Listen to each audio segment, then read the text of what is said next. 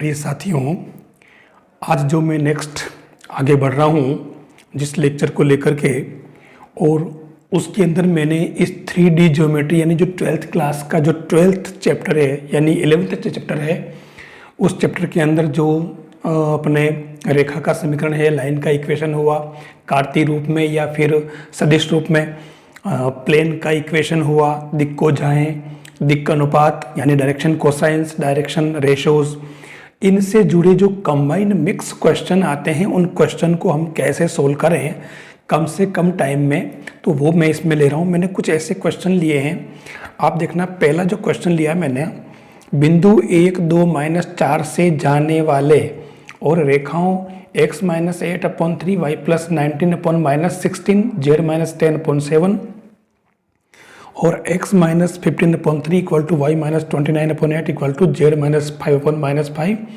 के लंब यानी परपेंडिकुलर रेखा का समीकरण आपको ज्ञात करना है। क्या कहा इसने? आपको मालूम है कि जो रेखा का समीकरण होता है वो r = a + λb होता है। अब ये कह रहा है कि जो रेखा आपको ज्ञात करनी है, जो इक्वेशन फाइंड करना है, वो आपके ये लाइन जो है वो 1, 2, -4 से पास होती है। तो मैंने आपको बता रखा कि ये ए वो पॉइंट है जिससे ये पास होती है। तो सीधी सी मैं बात कर लूँ कि ए की जगह तो मैं लिख दूँ I + 2j - 4k + λ, और फिर यहाँ पर ये जो b है जो डायरेक्शन बताता है, तो यहाँ मैं ऐसा कर देता हूँ AI + bj + ck लिख देता हूँ मैं। अब अगर ए बी सी की वैल्यू आ जाए, ए बी सी क्या है? इस लाइन के डायरेक्शन रेशियोज हैं, ध्यान रखना।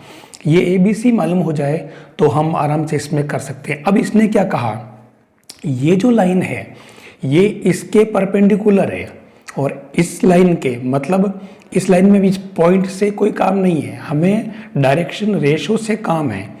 तो ये लाइन इसके परपेंडिकुलर है, मतलब आपको पता होगा A1 A2 B1 B2 C1 C2 0।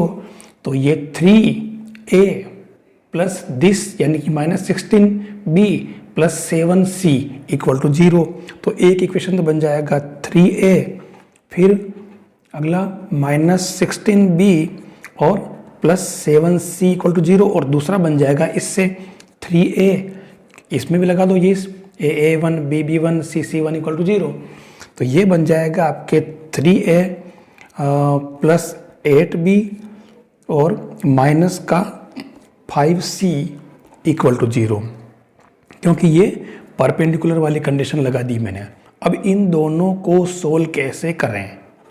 इनका सोल्व करने का तरीका A/- B/ और C/, ये इस तरीके से करते हैं। A/ मतलब क्रॉस, तो ये हो जाएगा -16 पंजे 16 16 16 पंजे 80 -8 7 56। फिर अगला हो जाएगा क्या, इसी के अंदर ये माइनस, इसलिए कि मैं सीक्वेंस ही यूज़ कर रहा हूँ। बी लेंगे तो -k 15 और 7 3 जा -k 21, और सी का क्या हो जाएगा लास्ट में 8 तारीख 24 -16 तिया 48। तो ये आ जाएगा आपके A/ क्या गया 24, B/ माइनस माइनस प्लस हो जाएगा B/36, और C/ क्या बन गया ये 24 में माइनस। यहाँ एक ध्यान रखना, देखिए यहाँ एक जो C लिया था तो ये और ये 16 × 48 माइनस में था, तो ये प्लस हो जाएगा। तो ये शायद क्या कितना बन रहा है 72। मतलब फाइनली जो आपके रिजल्ट बना है, मतलब A की वैल्यू ये सब 24 से कट रहे हैं, तो A = बन जाएगा कितना, किससे कट रहे हैं? 24 से नहीं कट रहे हैं, 12 से कट रहे हैं। तो ये A = 2, B = आपके 3 और C = 6। ये आपके ए बी सी की वैल्यू आ गई।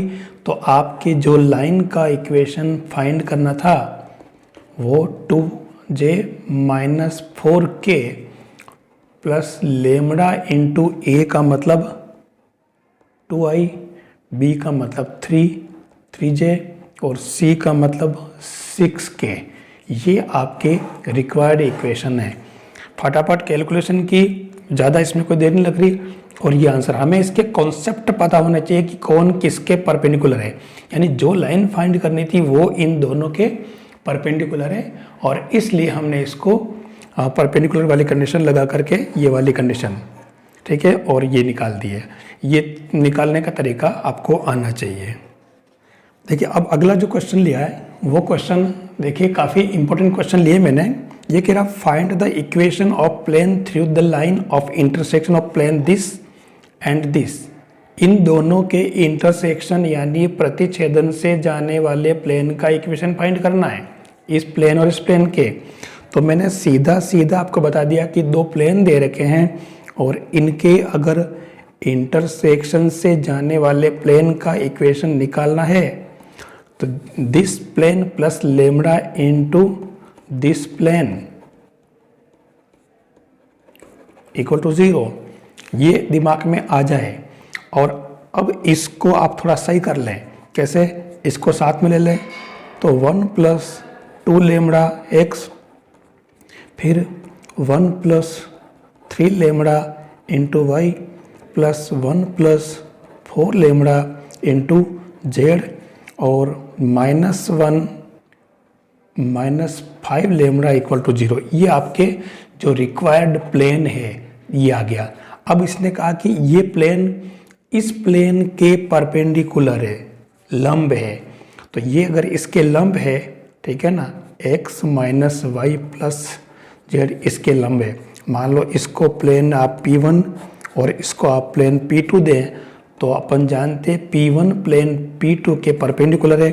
तो A1 A2 plus B1 B2 plus C1 C2 0, यानी 1 का इससे मल्टीप्लाई किया 1 2 लेमड़ा A1 A2 फिर B1 B2, तो ये यहाँ पर -1 इंटू 1 प्लस 3 लेमड़ा, फिर प्लस जेड का गुणांक 1 और यहाँ 1 plus 4 lambda equal to 0।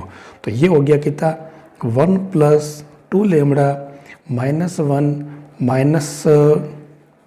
Minus 3 lambda plus 1 plus 4 lambda 0। तो 2 लेमड़ा ने 4 लेमड़ा 6 में से 3 गए, तो 3 लेमड़ा 1 से 1 कैंसिल, 1 बचा।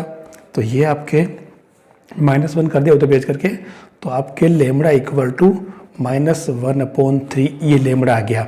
ये लेमड़ा आप यहाँ पुट कर दिया फटाफट, तो आपके रिजल्ट यहाँ अगर जैसे -1/3 रखा तो ये क्या बनेगा 1 माइनस 2/3 x, फिर प्लस 1 माइनस 3 लेमड़ा। तो ये आपके पूरे टर्म में देखो 0 हो जाएगी, 3/3 y प्लस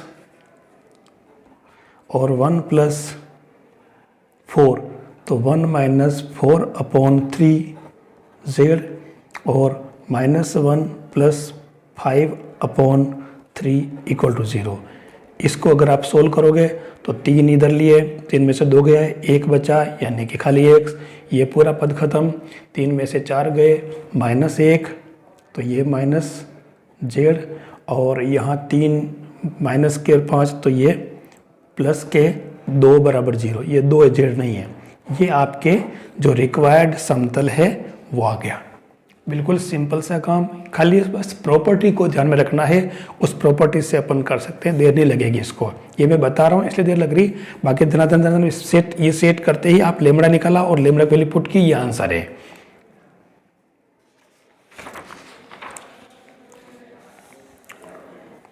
देखिए एक क्वेश्चन मैंने और लिया है, सेम इसी से मिलता जुलता है।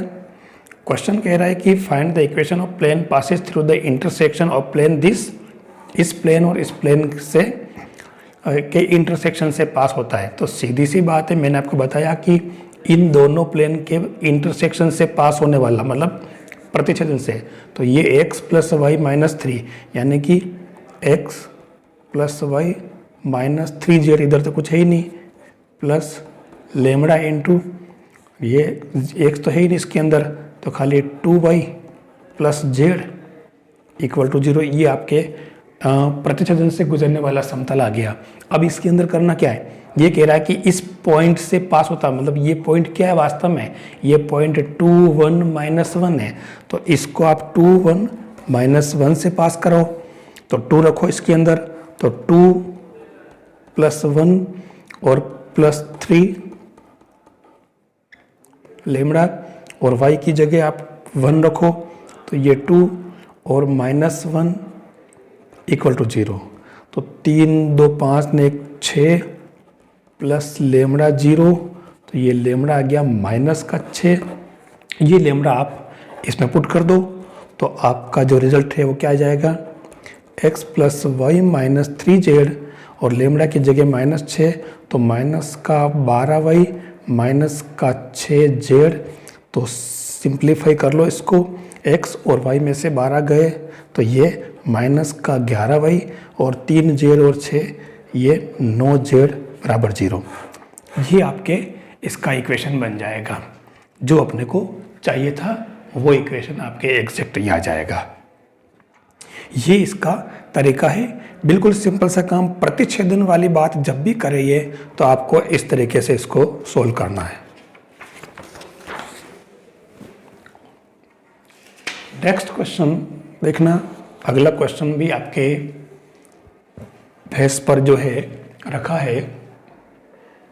देखिए क्वेश्चन आप देख ले, बिल्कुल सिंपल सा काम है बिल्कुल। इसके अंदर इसने क्या कहा कि पॉइंट 1 2 3 से पास होने वाला जाने वाले और समतलों, इस समतल यानी r.i - j + 2k = 5 और r.3i + j + k = 6, इन दोनों समतलों के समांतर रेखा का सदिश समीकरण आपको ज्ञात करना है।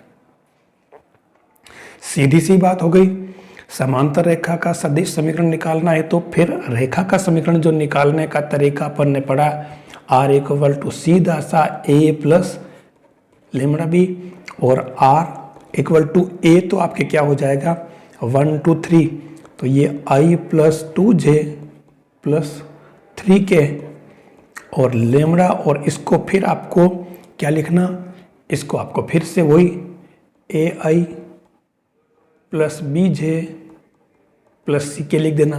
अब आपके अगर ये आपकी मेन लाइन है जो फाइंड करनी है, अब ए बी सी क्या है, दिक् अनुपात है इसके, तो दिक् अनुपात निकालने के लिए वही तरीका, ये कह रहा है कि ये इन दोनों के, इसके और इस प्लेन के समांतर है, और इनके समांतर है मतलब ध्यान रखना, प्लेन के समांतर होने का मतलब क्या हुआ, उसके अभिलंब के लंबवत होगा, क्योंकि प्लेन पर जो अभिलंब होता है ना, प्लेन की डायरेक्शन को हम कौन से लेते हैं, उस पर अभिलंब वेक्टर लेते हैं, ध्यान रखना ये वाला। तो अगर रेखा, ये रेखा इन प्लेन के समांतर है, मतलब इनके अभिलंब के तो लंब हो जाएगी, ठीक है ना। तो उस हिसाब से आप फिर वहीं लगा दें इसके अंदर वही नियम, कैसे कि ये जो है इसके साथ लंब है, तो देखो a ये क्या है, यहाँ पर 1 - 1 2 है एक तरह से, तो ये इससे तो लिख रहा हूँ मैं इसको, वही a1 a2 + b1 b2 c1 c2 = 0, ये लंब होने की शर्त है ना, ये लंब यानी कि परपेंडिकुलर वाली शर्त है। तो क्या बन गया समीकरण, ये a - b + 2c = 0, एक तो बनेगा ये, फिर 3 1 1, तो ये 3a + b + c = 0, ये दो इक्वेशन आ गए। अब इनको हल करने का वही तरीका, -b और c/, फिर इसके अंदर यहाँ a निकाला, तो ये 1 1 -1, फिर माइनस इसका इससे किया तो -2, फिर b लिया तो b के लिए 1 का इससे किया तो ये 1, और फिर इसका इससे किया तो -6, और जब c लेंगे तो ये दोनों लेंगे a और b वाला, ये दोनों, तो a का 1 b से तो 1 माइनस ये -1 और 3 तो +3, तो ये बन गया a/-3 b/5 और c/4। ये आपके ABC की वैल्यू आ जाएगी, सीधी डायरेक्ट ABC की वैल्यू ही आपके सामने है यहाँ। तो 3 - ये -3 है, तो भले आप इसको माइनस में रखो न इनको प्लस में करो न, तीनों बराबर है, ठीक है। तो आपके ये ए बी और सी आ गया, तो ये हो जाएगा आपके R = I + 2j + 3k + λ into ए, मतलब -3। आप चाहो तो इन दोनों को माइनस करके इसको प्लस कर सकते हो, कोई फर्क नहीं पड़ेगा। तो मैं जैसा है वैसे ले लूँ, 3i + 5j + 4k। ये आपके जो रिक्वायर्ड लाइन का इक्वेशन है। सिस्टम दिमाग में अगर आ जाता है तो क्वेश्चन सॉल्व करने में कोई देर नहीं लगेगी। फिर हम चलते हैं नेक्स्ट क्वेश्चन। देखिए, बहुत ही अच्छा क्वेश्चन है अगला वाला भी। इस क्वेश्चन को अगर आप ध्यान से देखें तो ये क्वेश्चन क्या कह रहा है, बिंदु 1 1 P और -3 0 1 दो बिंदु दे रखे हैं, और ये क्या दे रखा है, एक समतल। ये कह रहा है कि इन समतलों से, इस समतल की इससे इन दोनों बिंदुओं से दूरियां बराबर है, और अगर दूरियां बराबर है तो आपको P का मान ज्ञात करना। 0.11 P and -301 are equidistance from plane R dot this equal to 0, then find value of P। तो आपको कुछ नहीं, पहले एक काम करो, इस प्लेन को थोड़ा सही फॉर्म में ले लो अपनी सुविधा से। 3x + 4y - 12z + 13 है ना, ये 4y है, ध्यान रखना। 3x फिर 4y प्लस नहीं 12z + 13, यानी ये जो प्लेन आपके आ रहा है, तो दोनों बार में मिस्टेक हो गई है, कोई बात नहीं। प्लेन ये है 3x + 4y - 12z + 13 = 0। अब इस प्लेन की इससे दूरी निकाल लें, ठीक है ना। तो एक काम करें, D1 दूरी निकालते हैं। कौन सा बिंदु लिया पहले, 1 P बिंदु ले लें।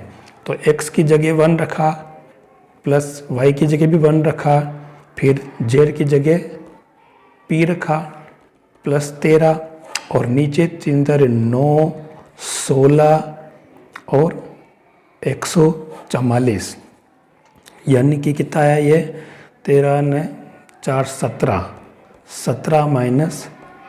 12P बटा ये कितने हो रहे हैं, 16 और 9 25 और 144, ये कितने बन गए आपके 169। तो ये बन जाएगा 13, है ना। 13 ने 7, ये 20 हो रहे हैं, यहाँ पर ये 20 हो रहे हैं।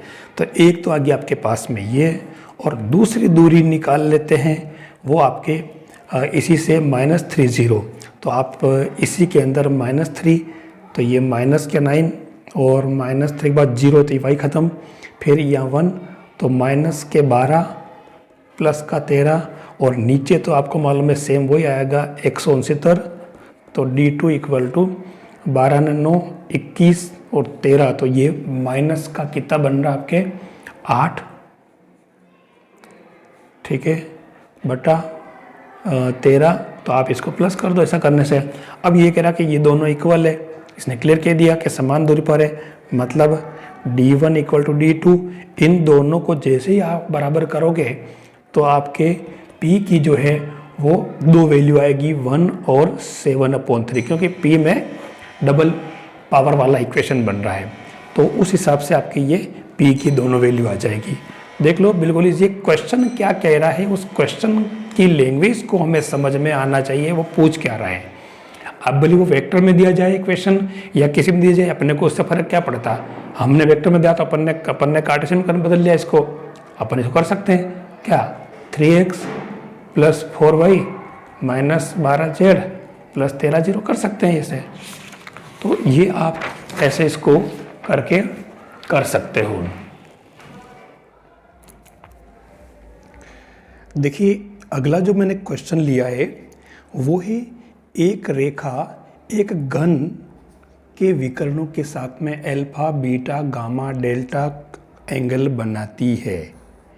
तो आपको बताना है cos² alpha plus cos square beta plus cos square gamma plus cos square delta, इनकी वैल्यू जो है वो क्या होगी, ये आपको इसमें से बताना 1/3, 2/3, 3/4, 4/3। वैसे तो देखिए मैं इसका एक ब्रीफ आपको बता रहा हूँ कि ब्रीफली इसको कैसे करना है, बाकी आपको इसको डायरेक्ट रिजल्ट याद रखना है। वो कैसे, आप देखो मैंने जो, क्योंकि इसने एक गन ले लिया है और गन के जो कोई लाइन है वो लाइन सपोज आपके हो गई ये OE, और ये इसके जो विकर्ण है, विकर्ण आपके OE, AF, BG और CD, ये इसके विकर्ण हो जाएंगे। और तो इन विकर्णों के डायरेक्शन रेशोज और डायरेक्शन कोसाइंस वो हमें फाइंड करने हैं। तो OE के A-0, क्योंकि इसके 0 0 0 और इसके कोऑर्डिनेट E के मैंने ये लिखे हुए हैं, ये जो E के कोऑर्डिनेट है वो आपके तीनों ही A हो जाएगा, क्योंकि ये यहाँ आ रहा पॉइंट डायमेंशन में, इसलिए। तो उस केस में आपके ये A-0 upon A² plus B² plus C², मतलब x2 minus x1 upon PQ, x2 minus y2 minus y1 upon PQ और z2 minus z1 upon PQ। तो ये हमारा सिस्टम है। तो ऐसा करके अगर हम निकालते हैं तो हमारे इसके जो आएंगे डायरेक्शन कोसाइंस वो आ जाएंगे 1/√3, 1/√3 ये आ जाएंगे। अब क्योंकि हमारे पास में ये एक लाइन के आगे है, मतलब एक उसके आगे है, तो इसी तरीके से अगर आप बात करोगे तो ये जो अगला जो हमारा AF होगा, ठीक है, AF, BG और CD, इनके जो होंगे वो क्या होंगे, इसके सब प्लस में है। तो अब ये AF का जो है ये तो होगा माइनस में और बाकी सब हो जाएंगे प्लस में। फिर इसके अंदर ये प्लस में होगा और ये माइनस में होगा और ये वापस प्लस में होगा। और CD जो है वो आपके पहला वाला प्लस में, दूसरा वाला प्लस में और तीसरा वाला माइनस में हो जाएगा। ये हमारे सबके एलिमेंट आ चुके हैं। अब ये कह रहा है एक तरह से कि ये विकर्णों के साथ में जो रेखा है अल्फा बीटा गामा एंगल बनाती है, तो अपन इस रेखा के जो हम वो बना रहे हैं, मान रहे हैं, सपोज हम ये मान लेते हैं कि रेखा की जो DCs है वो L, M और N है, ठीक है। तो इस हिसाब से हमारे OE और ये जो OE बन रहा है वो चारों जो डायगोनल है OE, AF, BG और CD, आप क्या करें, क्योंकि जो रेखा है इन सभी के साथ में अल्फा बीटा गामा एंगल बना रही है, तो आपके कोस अल्फा जो बनेगा वो क्या बन जाएगा, 1/√3 L plus M plus N। ऐसे ही कोस बीटा बनेगा वो 1/√3 minus L plus M plus N। और अगला कोस गामा बनेगा वो 1/√3, ठीक है, वो L प्लस में होगा, ये माइनस में होगा और ये प्लस में होगा। और अब की बार जो लास्ट बचा कोस डेल्टा वो बन जाएगा 1/√3 L plus M minus N।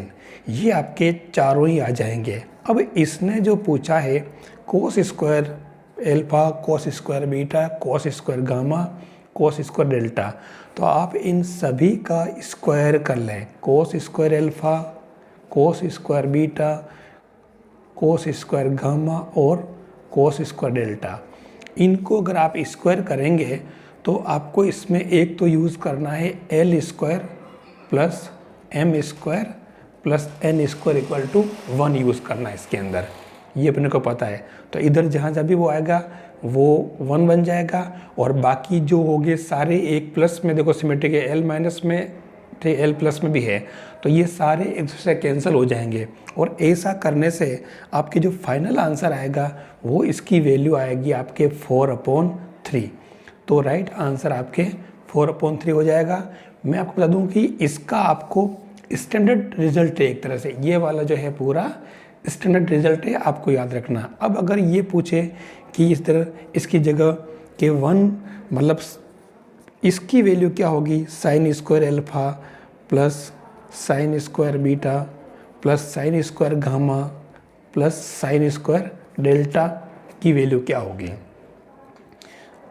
आप इन सब को 1 minus sine square 1 minus sine square 1 minus sine square 1 minus sine square करें, इधर आपके 4/3 है तो उसको आप इधर शिफ्ट करें तो आप इसकी वैल्यू भी इजी वे में निकाल सकते हैं। ये आपके इसका पैटर्न रहेगा।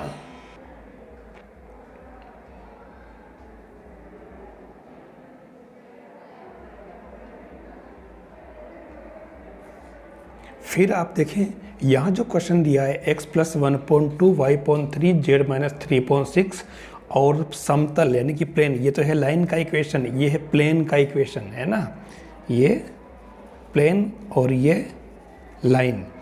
तो ये कह रहा है कि ये और ये इनके बीच का एंगल फाइंड करना। मैंने आपको बताया था कि जो प्लेन की बात करें तो प्लेन और लाइन के बीच क्या होता है। पहली बात तो प्लेन के लिए जो होता है वो इसका नॉर्मल वेक्टर होता है ऊपर की तरफ परपेंडिकुलर, मतलब ये नॉर्मल।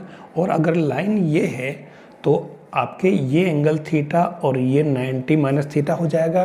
तो उस केस में आपके कोस थीटा जो मैंने बताया था वो b.n upon mod of b mod of n, ये हमने निकाला था। लेकिन क्योंकि नॉर्मल और उसके बीच का एंगल होता है तो हमें यहाँ sine 90 minus theta equal to cos theta लेना पड़ता है।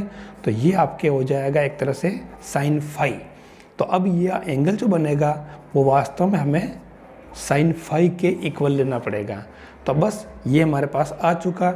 आपको मालूम है कि 2 3 6 ये आपके क्या हो गया, बी हो गया एक तरह से। आपको मालूम है ये जो बी वेक्टर है वो क्या आ गया, 2i + 3j + 6k, और n जो आया है वो आपके क्या हो गया, 10i + 2j - 11k। ये आपके दोनों आ गए। अब आपको इन दोनों का डॉट प्रोडक्ट निकालना है। तो b.n निकालोगे तो 10 दूना 20, 6 और 66। तो ये आपके क्या आ जाएगा, इसकी वैल्यू -40। और इनके आप मोड निकालें, मोड ऑफ b और मोड ऑफ n, तो ये क्या आ जाएगा 4, 9 और 36। ठीक है, तो ये तो आ जाएगा आपके कितना 7 आ रहा है देख लो। और ये बनेगा आपके 100 + 4 + 121। तो ये आपके क्या बन जाएगा 15, 200 और 25 हो रहा है। तो इससे आपके ये साइन फाई क्या बना, b.n upon mode of b और मोड ऑफ n। तो ये आपके आ जाएगा -40/7 × 15। मोड में कर लो इसको। तो फाइनल जो आएगा आंसर वो आपके phi equal to sine inverse 40 इसका 105। तो 5 से ये कट रहे हैं तो ये साइन इनवर्स 8/21 हो जाएगा। ये आपको इसके अंदर तरीका अपनाना है। चाहे कोई सा भी क्वेश्चन हो, क्वेश्चन को सोल्व करने का तरीका आपको बस आ जाए।